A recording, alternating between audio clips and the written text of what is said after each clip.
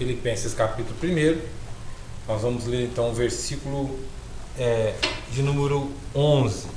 Só dando uma recapitulada, Filipenses, Paulo faz uma oração. Ele diz: faça essa oração para que o amor de vocês aumente mais e mais, não é isso? Para que cresça o amor de vocês mais e mais. Ele diz no versículo 10 do capítulo, no versículo 9 do capítulo 1, e também faça essa oração para que o vosso amor aumente mais e mais, em pleno conhecimento e toda percepção, para aprovardes as coisas excelentes e serdes sinceros e inculpáveis para o dia de Cristo. Foi onde nós paramos semana passada. E eu tenho dito que Filipenses ela é uma carta muito madura. Quando você lê Filipenses, você tem que ter em mente que é uma carta muito madura. Paulo já era velho, já era um senhor já experiente.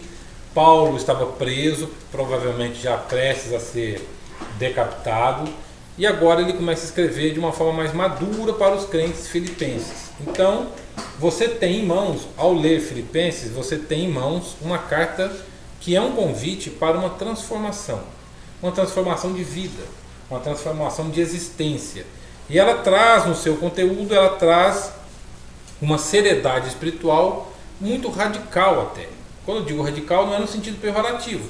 Ela traz consigo uma seriedade de vida e um convite para uma mudança de vida muito absoluta.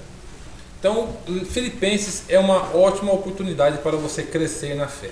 E Paulo, então, dentro daquele pedido de oração, nós vemos que ele faz essa oração, e a última expressão da oração dele, ele diz no versículo de número 11, ele diz assim: cheios do fruto de justiça, o qual é mediante Jesus Cristo, para a glória e louvor de Deus.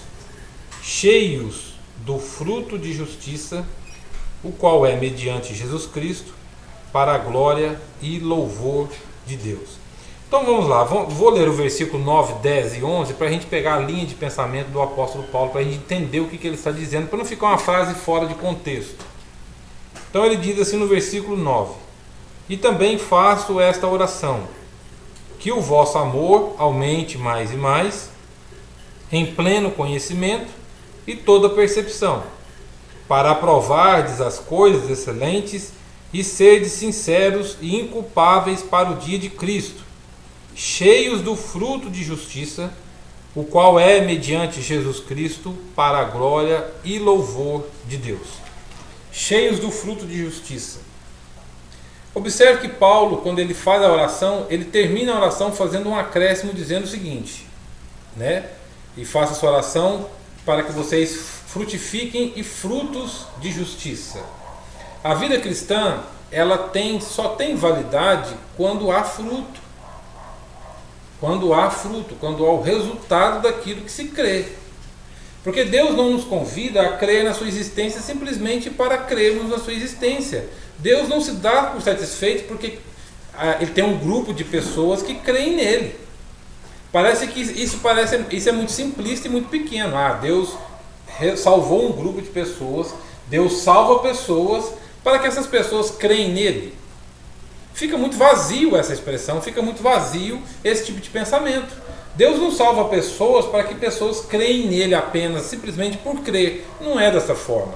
Quando Paulo faz essa oração, ele está dizendo: olha, eu faço essa oração e para que vocês tenham, no versículo de número 11, cheios de fruto de justiça. Agora vamos pensar nisso, cheios de fruto de justiça. O crente é convidado para frutificar. Agora, o que é frutificar, que é a pergunta correta. Mas nós somos convidados a frutificar. Não existe vida com Deus sem fruto.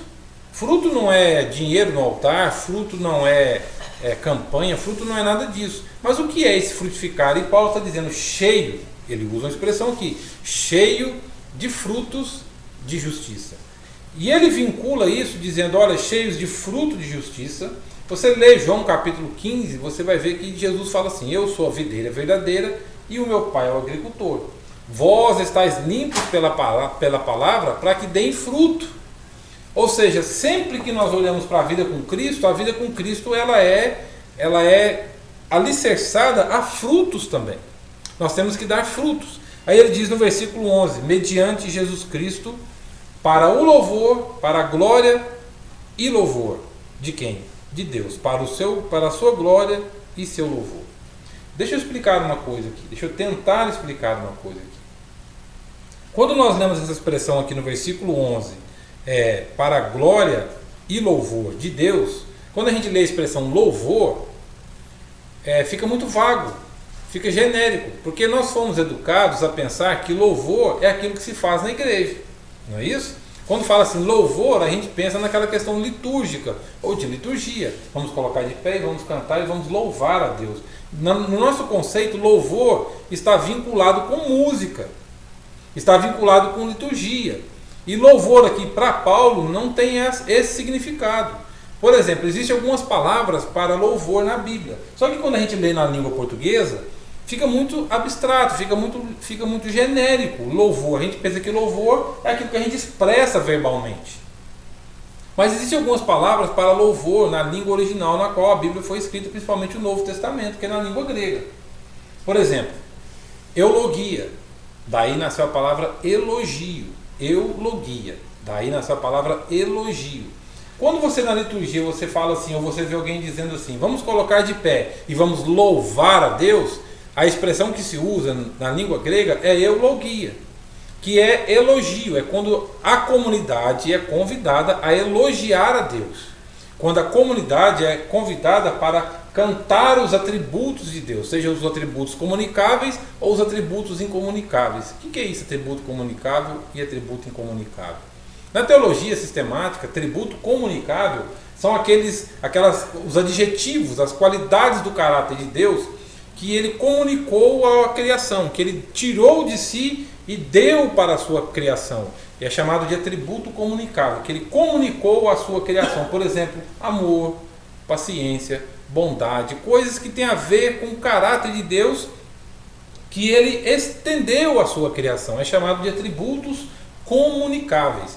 Os atributos incomunicáveis são aqueles que ele não deu para a sua criação, que é apenas particular dele, ele não deu para a sua criação. Por exemplo, onisciência, onipotência e onipresença. Isso são atributos característicos de Deus. Então, quando nós vamos cantar a Deus, nós estamos fazendo uma eulogia, que é um elogio a Deus, nós estamos elogiando a Deus. Mas no grego, a palavra louvor aqui no versículo 11 não é eulogia, é epainon.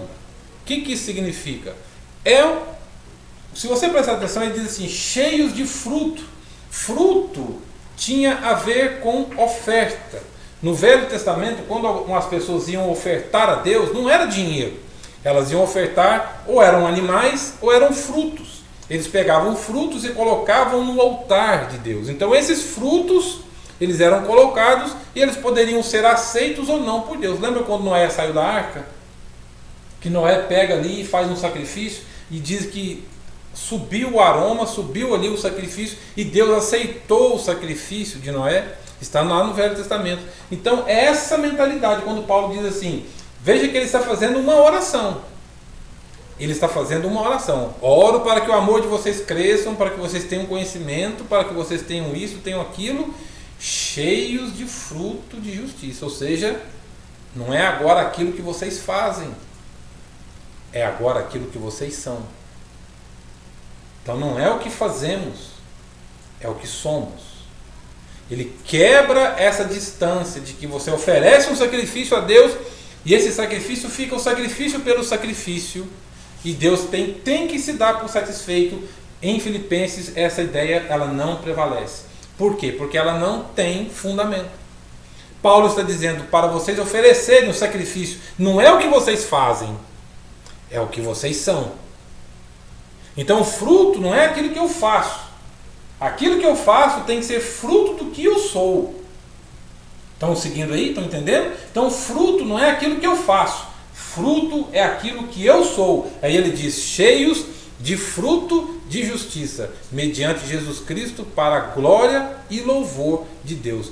Epainon, essa expressão para louvor aqui no versículo 11, é aquele louvor que Deus, da seguinte forma, como que ele acontece? Você oferece um sacrifício a Deus, Deus pega esse sacrifício, ele decide se ele aceita ou não. Quando esse sentimento de Deus é manifesto, dele aceitar ou não, porque ele pode recusar, porque a igreja educa as pessoas que Deus aceita qualquer coisa. Para Deus é de qualquer jeito, para Deus é de qualquer forma, para Deus é qualquer coisa. Aquilo que sobra é o que se dá para Deus. E esse conceito de louvor, ele não foi ensinado, ele não foi mostrado para as pessoas. Olha, existe um louvor que Deus aceita, que é o louvor comum, corriqueiro, que é aquele que a gente convida a comunidade, vamos cantar e vamos elogiar a Deus. Esse louvor ele aceita, é um louvor corriqueiro, é um louvor comum. Mas existe um louvor que ele decide se ele aceita ou não. Ele decide se ele aceita ou não. Por isso que ele usa a expressão no versículo 11, mediante Jesus Cristo. Tem que passar por meio de Cristo Jesus. Nada menor do que isso Deus aceita. Tem que ser mediante Jesus Cristo. Então, uma igreja madura é uma igreja que ela tem consciência da seguinte forma: olha, eu preciso ser a resposta de oração do apóstolo Paulo. Eu preciso corresponder a essa oração aqui, para que o amor cresça mais e mais, para que haja pleno conhecimento, para que haja discernimento, para que haja inculpabilidade, para que eu me apresente a Deus sem culpa, para o dia de Cristo, sem mancha. E agora eu tenho que oferecer aquilo que eu sou a Deus. Isso é muito sério, isso é para crente maduro, convertido maduro. Aquilo que eu sou, eu ofereço a Ele. Eu ofereço a Ele aquilo que eu sou. Aí Ele vai decidir se Ele aceita ou não. Por isso que Ele diz, mediante Jesus Cristo, para a glória e louvor de Deus. Essa expressão em português, ela passa batido. É por isso que um teólogo tem que ler isso aí e explicar isso para a comunidade, explicar isso para o povo. Foi o que Paulo fez, explicou, dizendo, olha, o louvor aí não é eulogia. Não é aquilo que a gente canta, não é elogiar o caráter de Deus. Não é isso. Agora nós vamos apresentar isso a ele vai receber. Por que Paulo começa dizendo para que o amor de vocês aumente mais e mais? Porque Deus não rejeita o amor. Por quê? O amor é Deus. Se Deus rejeitar amor, Ele estará rejeitando Ele mesmo. Ele não está rejeitando uma coisa que vem de fora dele para dentro dele. Ele estará rejeitando uma coisa que é dele, que é Ele. Deus é amor, é o que diz João. Então é impossível Deus rejeitar, desde que tenha por base o amor. Ok? Então observe que Paulo diz isso aí. Mas vamos caminhar mais. Vamos lá. A partir do versículo 12, Paulo ele fala da sua situação. Ele sai da oração que ele estava fazendo e agora ele passa a demonstrar a sua situação, dizendo das suas cadeias, falando que estava preso, que as algemas contribuíram para o progresso do Evangelho, que algumas pessoas pregavam por amor, outras pregavam por inveja e porfia. E ele diz, olha, não se preocupe com aqueles que pregam por porfia, por inveja. Cristo está sendo glorificado. Eles estão achando que estão me fazendo mal, mas não estão. Eles estão glorificando a Deus. Era a visão, por isso que eu digo que Paulo tinha uma visão madura da vida e uma visão madura da vida com Deus. Aí ele diz no versículo, a partir do versículo 12, dizendo, olha, não se preocupem com isso. E agora no versículo de número 21, ele já tinha vislumbrado que ele iria morrer. Ele havia vislumbrado que ele iria morrer. Ele havia vislumbrado que a morte já estava dando sinais próximos dele. Aí ele diz, que é a tônica do capítulo 1, para mim o viver é Cristo. A minha vida só tem sentido, a minha vida só tem razão por causa de Cristo. Para mim o viver é Cristo. Eu não sirvo a Cristo por peso de consciência, para desencargo de consciência. Eu não tenho uma herança religiosa. Eu sirvo a Cristo porque para mim o viver é. O viver é. O viver é Cristo. E ele diz, o viver é Cristo.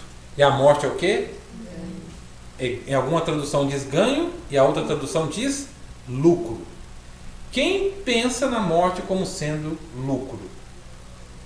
Nós vivemos num sistema político, num sistema capitalista. É aquela questão do ganho, do lucro, não é isso? Então hoje nós estamos vendo aquela questão da discussão da previdência, aí uns falam que é tirar do pobre e dar para o rico, outros dizem que é tirar do rico. Tudo tem a ver com lucro.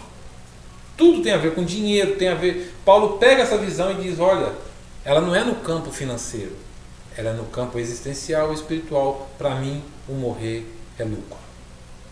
Por isso que eu disse que Filipenses é uma carta madura, porque ela faz você olhar para a vida e a vida pós-morte com maturidade. Para mim, o viver é lucro. Para nós é perda, porque a nossa cultura nos ensina que morreu, acabou, morreu, deixou de existir, nós temos medo de morrer, a gente não tem uma visão deturpada da morte. Vale a pena um dia nós pararmos aqui, temos um dia um estudo somente sobre a morte, o que é a vida pós-morte, o que é a morte, esses fenômenos que estão aí. E Paulo diz, para mim o morrer é lucro. Vou dar 2 exemplos disso, dessa lucratividade que é a morte. Primeiro, Estevão. Estevão estava sendo apedrejado, morto. Ele olha para o céu, o que ele vê? Ele diz, eis que vejo os céus abertos. Eis que vejo o céu aberto. E o sentido de céu ser céu não é por causa do nome céu, mas o sentido de céu ser céu foi pelo que ele viu lá. Porque céu não é céu por causa das ruas de ouro, por causa dos anjos, porque chama paraíso. Céu não é céu por causa disso. Céu é céu por causa de quem está lá. Ele diz, eis que vejo os céus abertos, e o Filho de Deus à direita do Pai. Isso é céu. O Filho de Deus à direita, junto do trono, ao lado do Pai. Ali está a essência, o significado do que é céu. É Cristo Jesus lá. Esse é o significado. Esta é a razão da existência do céu. Por isso que quando o tabernáculo era construído, era montado, melhor direi, quando se montava o tabernáculo, sempre colocava a porta principal apontada para onde? Para o Oriente. Não é isso? Para o Oriente. Porque o judeu acreditava que assim como o relâmpago que sai do Oriente e se mostra no Ocidente, sempre que Deus vinha falar com Adão, ele vinha de onde? Ele vinha do Oriente. O judeu acreditava que Deus sempre viria do Oriente. Aí agora Estevão olha para o Oriente e ele diz, eis que vejo os céus abertos. Isso é ganho. Tem alguém do outro lado. Existe alguém do outro lado me esperando. Tem alguém de lá. E Jesus na cruz do Calvário. Lembra-te de mim quando vieres no teu reino. Era uma coisa futura. Lembra-te de mim quando vieres no teu reino. E ali foi uma resposta, que é uma resposta muito significativa da parte de Cristo Jesus. Hoje estarás comigo no paraíso. Hoje estarás comigo no paraíso. É essa visão que nós perdemos. E Paulo diz, para mim o viver é Cristo e o morrer é lucro. Nós temos que ter essa visão de que a morte é lucro. Ela não é perda, ela não é deixar de existir. O que acontece depois, esse fenômeno? E Paulo diz, para mim o morrer é lucro. E ele diz mais, no versículo de número 23, versículo 22. Entretanto, se o viver na carne traz fruto para o meu trabalho, já não sei o que hei de escolher. Ora, de um e outro lado estou constrangido. Era um constrangimento para ele, porque ele sabia o valor das duas vidas. Por isso que ele diz, estou constrangido. É um constrangimento, porque ele sabia o valor das duas realidades, tanto da vida quanto da morte. São duas realidades. Estou constrangido. De um lado eu quero partir. Não é isso que ele diz? Está aí no texto. De um lado eu quero partir. Aí ele faz um adendo. O que é incomparavelmente melhor. Não tem comparação. Não tem comparação, ele diz. Eu estou constrangido. Ou seja, eu estou uma dicotomia aqui. Eu quero estar com vocês, mas ao mesmo tempo é aquele sentimento de divisão. Esse sentimento é horrível. Eu não sei o que eu escolho. Ele estava vivendo isso. As duas realidades. Ele estava diante dele as duas realidades. Eu quero estar com Cristo. O que é incomparavelmente melhor. Mas também eu quero estar com vocês. Eu quero viver com vocês. Porque ele sabia que ele poderia servir a Deus nas duas realidades. Mas ele diz, olha, eu quero continuar aqui, eu quero viver aqui. Gente, gostar de viver, de estar nesse plano, vamos usar essa expressão, plano. Não é isso? Tem algumas religiões que usam essa expressão, plano. Estar nesse plano é muito bom. A vida é muito boa. O sofrimento que a gente passa com dívida, preocupação, doença, isso que é ruim, isso que vai minando o sabor da vida. Mas viver é muito bom. A vida é boa, por isso que ele diz, olha, eu estou constrangido, eu quero ficar aqui, aqui é muito bom. Mas eu quero estar com Cristo. Mas ele sabia que estar com Cristo era o quê? É incomparavelmente melhor. Então nós não podemos ter medo de gostar de viver. Não é normal uma pessoa que não goste de viver. Eu quero morrer, eu quero morrer, eu quero morrer. Não, isso não é normal. Na psicologia não é. Porque a biologia já mostra que a vida luta para poder sobreviver. Isso é biológico, isso está na nossa biologia. A biologia mostra que lutar pela vida já é um sinal de saúde. Mas Paulo sabia que, olha, eu estou constrangido, eu quero estar com Cristo também, o que é incomparavelmente melhor. Olha só o que ele diz, para mim o viver é Cristo. Mas existe uma vida com Cristo também fora desse plano aqui. Eu quero estar com Cristo, o que é incomparavelmente melhor. Mas o viver é Cristo. Para mim é muito bom também, mas eu quero estar com Cristo, o que é incomparavelmente melhor. Versículo 23. Ora, de um lado eu estou constrangido, tendo desejo de partir e estar com Cristo. Eu tenho desejo de partir. Por quê? Porque a morte é lucro. Para quem sabe que a morte é lucro, então não há medo. Não há problema. Não há problema. Porque eu sei que é incomparavelmente melhor. Versículo 24. Mas, por vossa causa, é mais necessário permanecer na carne. Aqui há uma revelação aqui. Mas, por vossa causa, é mais que necessário permanecer na carne. O que isso significa? A vida só tem sentido também. Viver é Cristo. Agora, o que é viver a Cristo? Viver em Cristo. Ou a vida é Cristo. O que isso de modo palpável, isso de modo visível, isso de modo externo, o que é isso? O viver para mim o viver é Cristo. Agora, como que isso procede? É me tornar membro de uma religião? É me tornar membro de uma denominação? É me tornar membro, professo de uma aceitação mental de modo religioso? Não, isso é pensar pequeno.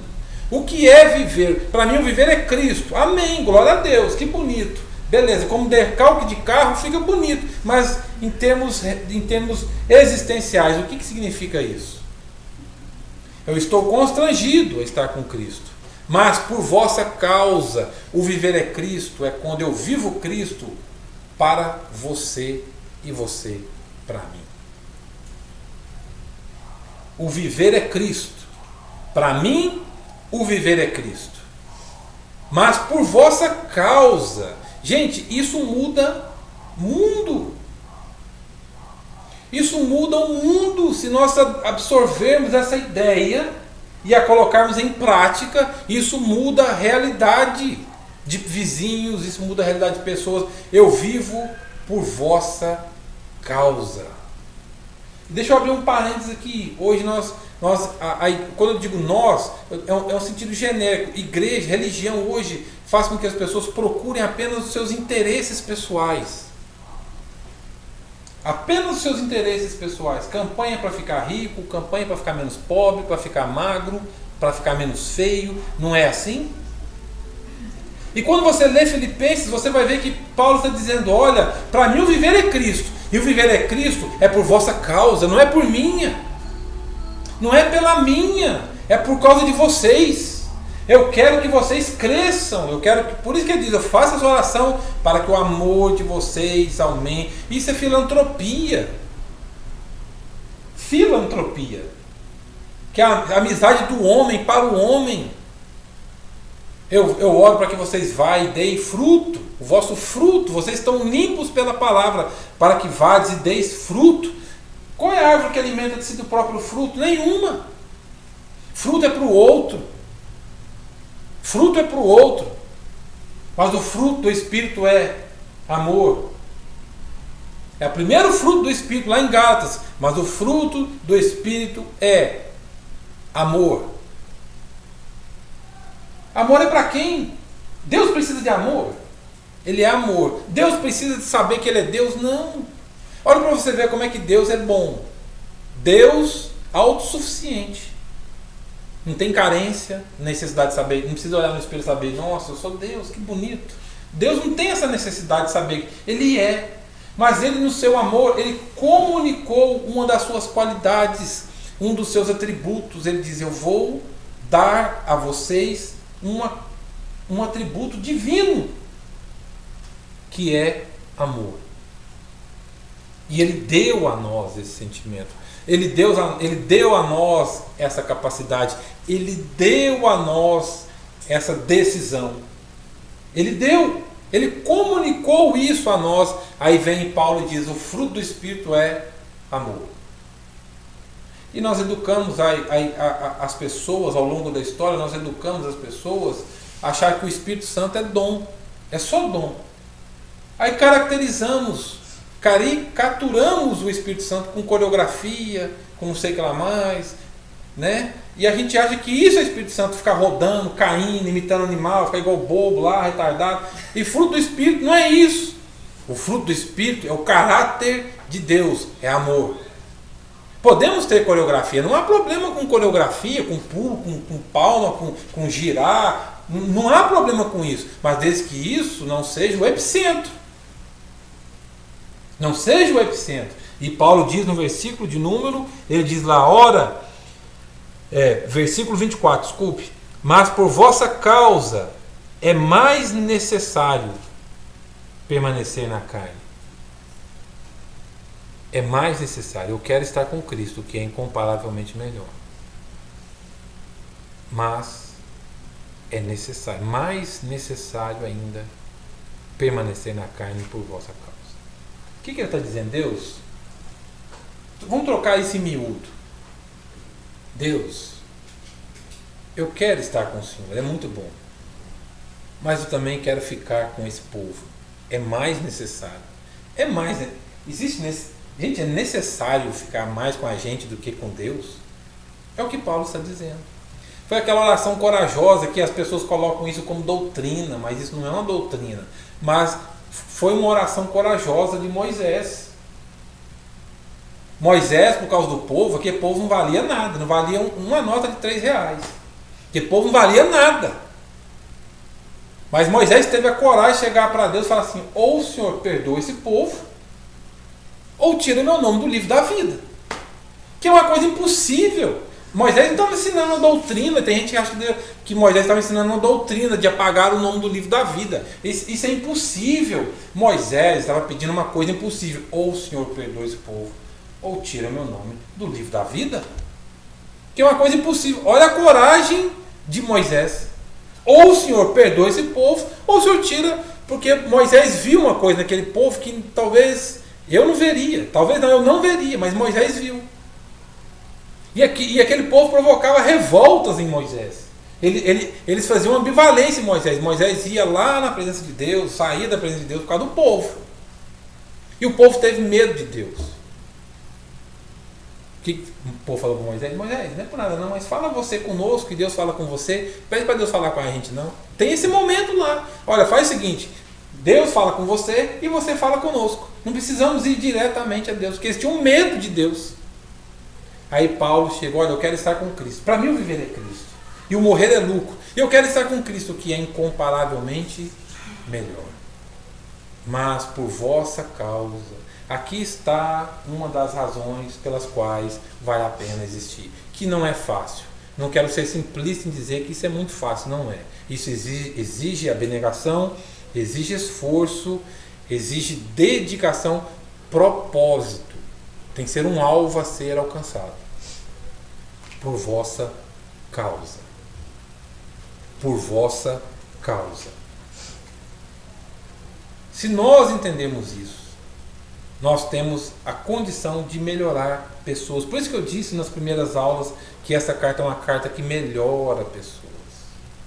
Aqui está um desafio, que é por vossa causa. Não é por minha, é por vossa causa. Mas vamos lá. E, versículo 25, e convencido disso o quê? De que eu preciso permanecer entre vocês. E convencido disto, estou certo de que ficarei e permanecerei com todos vós. Aí vem o objetivo. Para o vosso progresso e gozo na fé. Por que Paulo estava numa ambivalência? Olha, eu quero estar com Cristo, que é incomparavelmente melhor. Eu quero estar com Cristo. Mas existe um alvo a ser alcançado. E qual é esse alvo? Para o vosso progresso. Aí tem que ter sentido. Não é ficar por ficar. Para o vosso progresso e gozo na fé. Gente, a vida com Cristo ela tem que ter progresso. O ser humano tem que evoluir como ser humano. As pessoas têm que melhorarem como pessoas. É inadmissível pessoas que permanecem no mesmo diapasão a vida toda com Deus e está no mesmo diapasão. Elas têm que mudar a frequência. Você estuda a física quântica fala que a questão da vibração e física quântica é real. Quer ver um exemplo de física quântica, de que isso é verdade? Frequência de rádio. Quando você vai lá no rádio lá e sintoniza, fica lá. Aquilo ali é física quântica pura. Está achando a frequência. Aí acha a frequência. Aí você escuta o que está lá do outro lado. Celular, a maior prova de que física quântica é real é celular. Quando você liga esse negócio aqui, achou a frequência.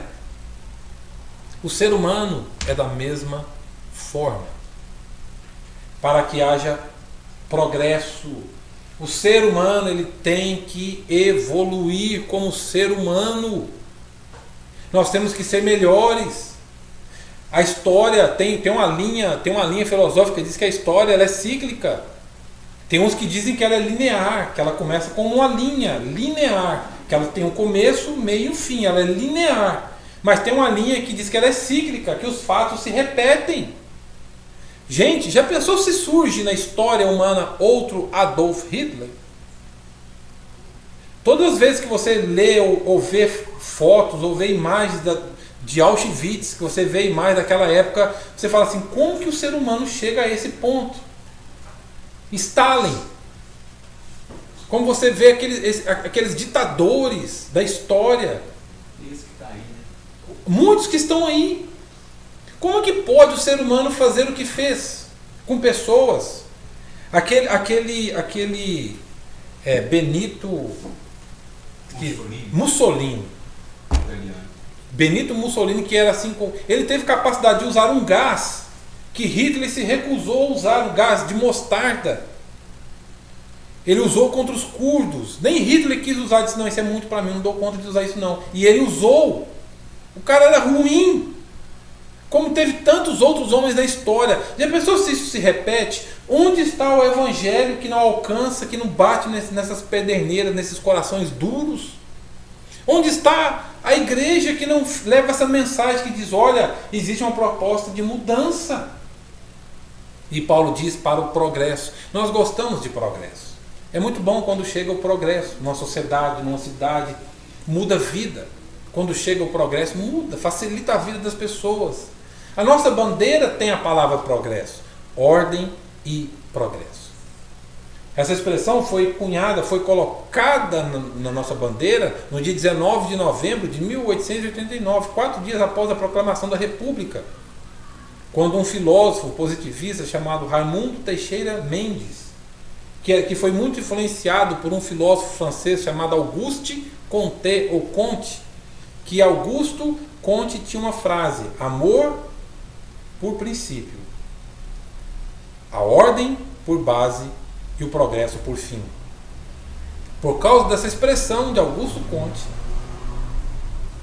o Raimundo Teixeira Mendes pega essa expressão e coloca ordem e progresso, porque foi uma influência da filosofia positivista da França que ajudou a elaborar a República, a nossa República. Por isso que nós temos ordem e progresso na nossa bandeira. Nós gostamos da palavra progresso. É bom você ver quando uma pessoa progride financeiramente, é bom quando você vê quando uma pessoa progride. Nós gostamos de progressão, mas existe a progressão espiritual.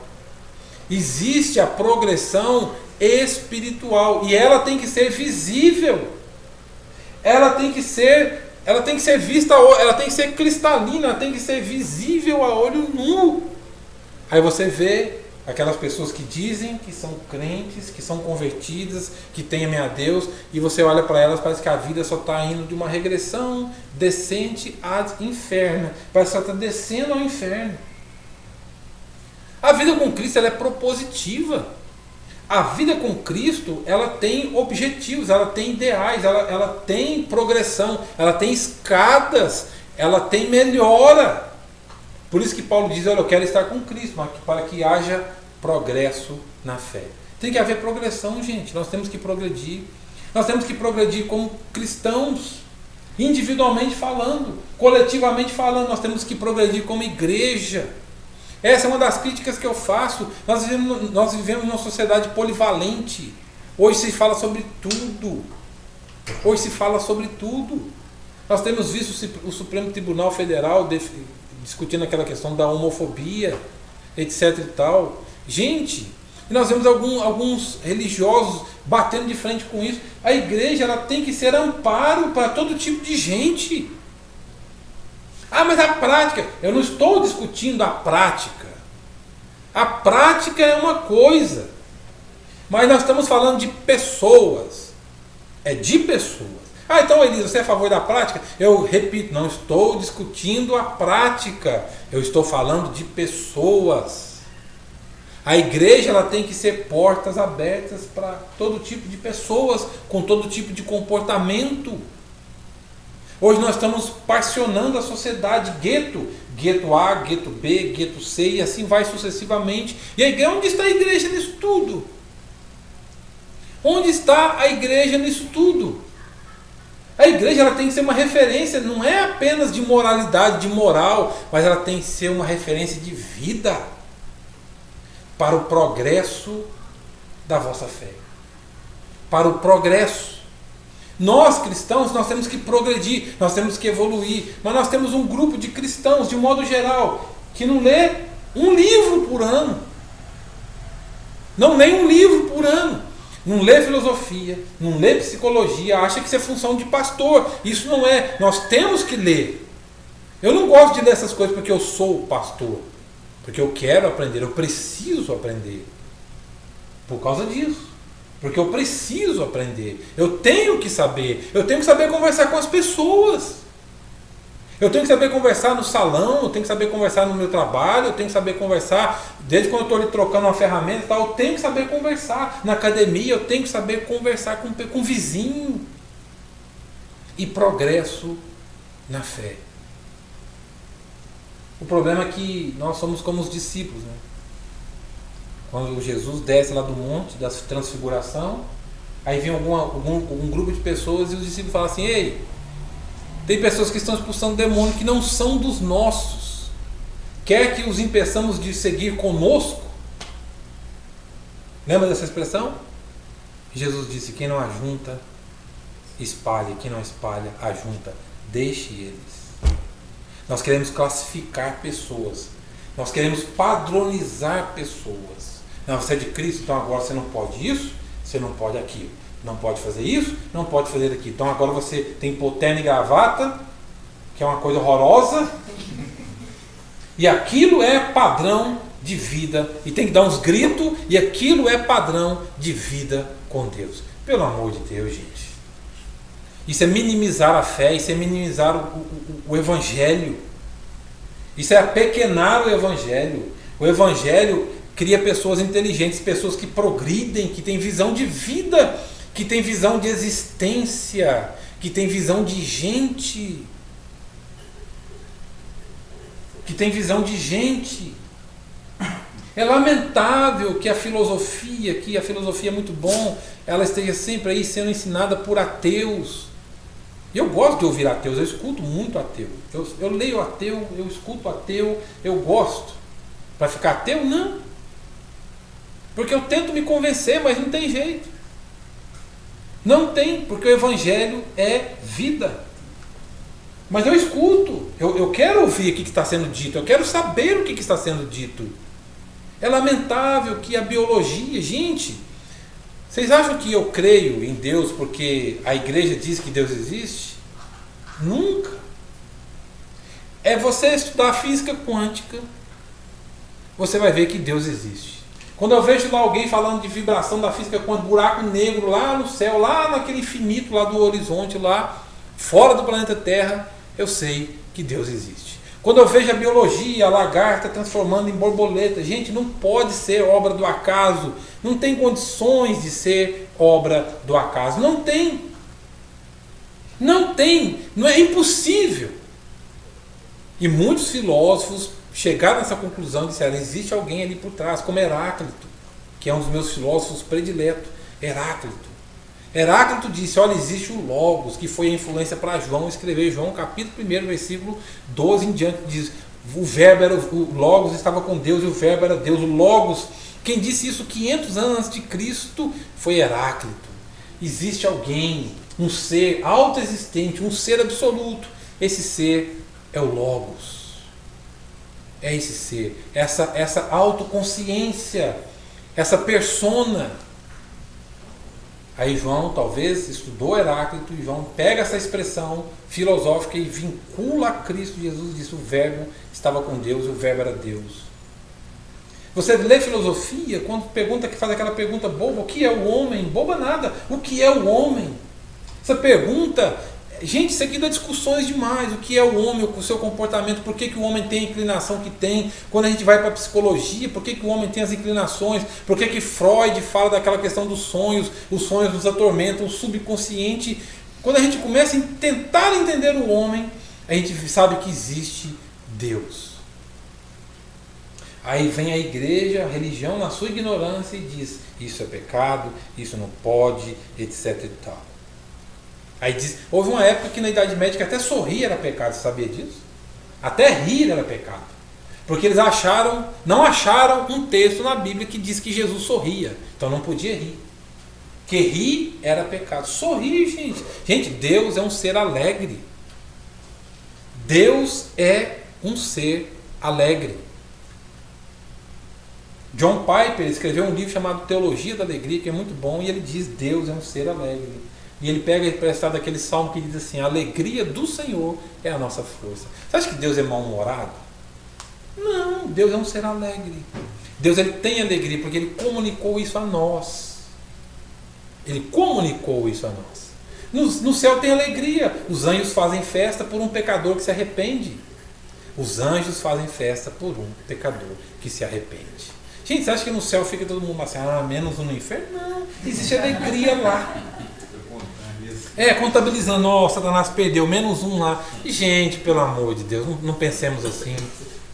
Não vamos diminuir o poder, a maturidade do Evangelho.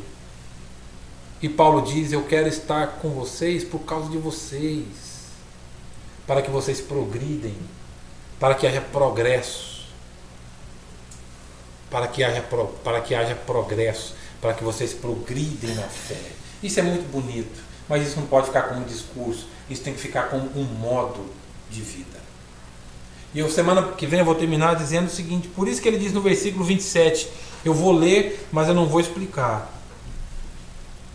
Por isso que ele diz no versículo 27, vivei, acima de tudo, por modo digno do Evangelho.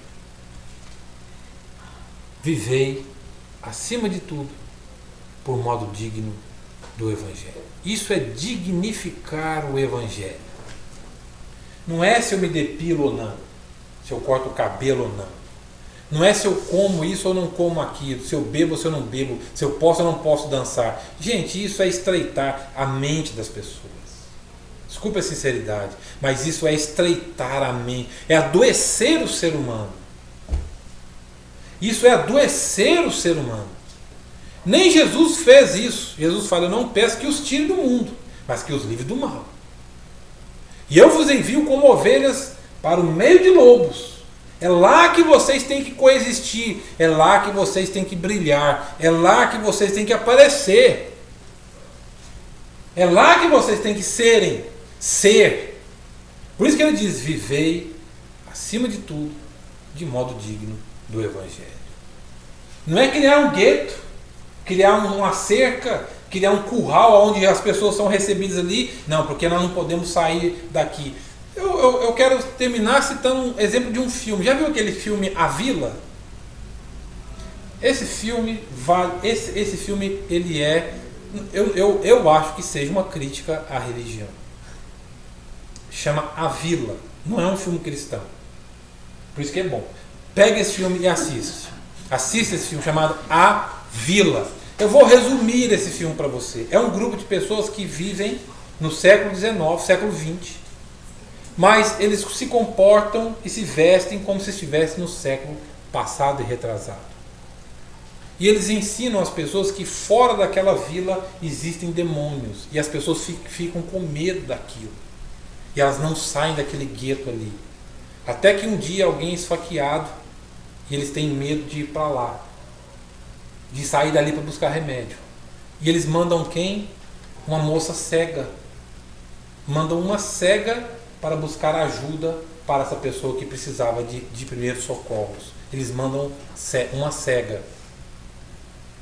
Aí eles descobrem a roupa, acham em um determinado lugar a roupa dos demônios. Era tudo fabricado. Era tudo fabricado. É igual aquele filme A Invenção da Mentira. Já viram esse filme? A Invenção da Mentira? Que a mentira era a religião. Aquela questão do 10 mandamentos que foi criada em tábuas de pizza. Que as pessoas falavam a verdade, até que alguém inventou a religião dizendo: olha, existe vida após a morte, existe alguém lá atrás, lá em cima, etc e tal, e começou a domesticar as pessoas. É o livro de Eli. É o livro de Eli. O livro de Eli, o filme O Livro de Eli, é uma prova de que religião é um negócio que emburrece as pessoas. Vale a pena você ver o filme O Livro de Eli. Que tem uma frase que para mim que é uma das frases mais tônicas do filme. Que é aquele ator, que é um dos melhores atores para mim, Gary Oldman, que ele fala assim: quem tem esse livro controla, domina o mundo. O mundo foi destruído por causa desse livro aqui. E a igreja tem o poder de pegar esse livro e fazer a coisa mais chata do planeta Terra e objeto de manipulação e de controle. É impressionante como é que a gente faz a coisa andar para trás. É impressionante. E Paulo, ele escrevendo aos Filipenses, ele fala: olha, eu quero estar com Cristo, o que é incomparavelmente melhor. Mas por vossa causa, eu quero continuar nessa vida para ver o progresso de vocês. Aqui está um desafio para mim, um desafio para você, para todos nós. Progredimos na fé. Deixamos nossos medos de lado, nossos traumas, as nossas sequelas. É aquilo que diz Jean-Paul Sartre.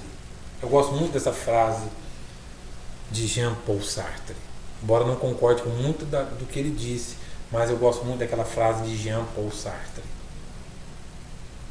O problema não é o que fizeram com você, e sim o que você faz com aquilo que fizeram com você. Aí é que está o negócio. E tem lógica nessa frase. O problema não é o que fizeram com você, e sim o que você faz com aquilo que fizeram com você. É aí que está a chave. Realmente. Que é o trauma, quando a gente hiperpotencializa aquilo que fizeram conosco. Mas o Evangelho é um convite para que deixemos essas coisas de lado, deixando para trás aquilo que ficou. É para deixar para trás. Deixe. É para deixar. Porque em Cristo existe vida nova e novidade de vida. Vida nova e novidade de vida. E vida nova e novidade de vida não é deixar de comer, não é deixar de beber, não é deixar de fazer aquilo que a vida produz, aquilo que são coisas próprias da vida, que é o embelezamento da existência, que traz endorfina, que produz prazer, que produz alegria de existir, de ser, de estar com pessoas. Cristo pode participar disso. É aí que está a beleza do Evangelho. O Evangelho faz a gente ver a vida com colorido, a vida com preciosidade, a vida com valor. Tem valor, eu sei valorizar aqueles momentos que são próprios da vida. E eu sei, eu aprendo, eu desenvolvo a glorificar a Cristo no sorriso, glorificar a Cristo na reunião, a glorificar a Cristo na brincadeira da criança, a glorificar a Cristo no sorrir, no abraço, naquela risada gostosa, no prazer. Não é isso? Deus é bom. Deus é alegre. Deus é alegre. Eu quero viver é Cristo. Então tem sentido, tem significado quando para mim o viver é Cristo. Eu quero estar com Cristo. Eu quero estar com Cristo. Mas eu preciso estar com vocês para que vocês progridem, para que vocês alcancem patamares espirituais. Esse é o nosso desafio, nosso hoje, contemporâneo, alcançar esse patamar. É possível. Nós temos que tirar aquela visão torpe do povo do Egito. Nós somos como gafanhoto. Os gigantes, os filhos de Enac, eles comem pessoas. A gente tem a tendência de piorar. Está lá, é só entrar. Está faltando Josués e Calebes em nosso meio, que dá um tapa e fala: ei, preste atenção, se Deus nos trouxe até aqui, é possível entrar, Deus vai nos dar aquele povo, então vamos ter fé, vamos lá, isso é progredir.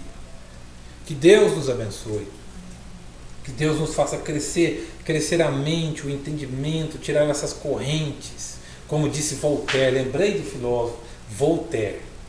Eu não dormi direito enquanto não lembrei o nome do cara. Não pesquisei na internet. Eu preciso lembrar. E lembrei Voltaire, que disse assim: é difícil libertar os tolos que veneram as suas próprias correntes. Voltaire disse essa frase. É difícil. É quase uma frase apostólica.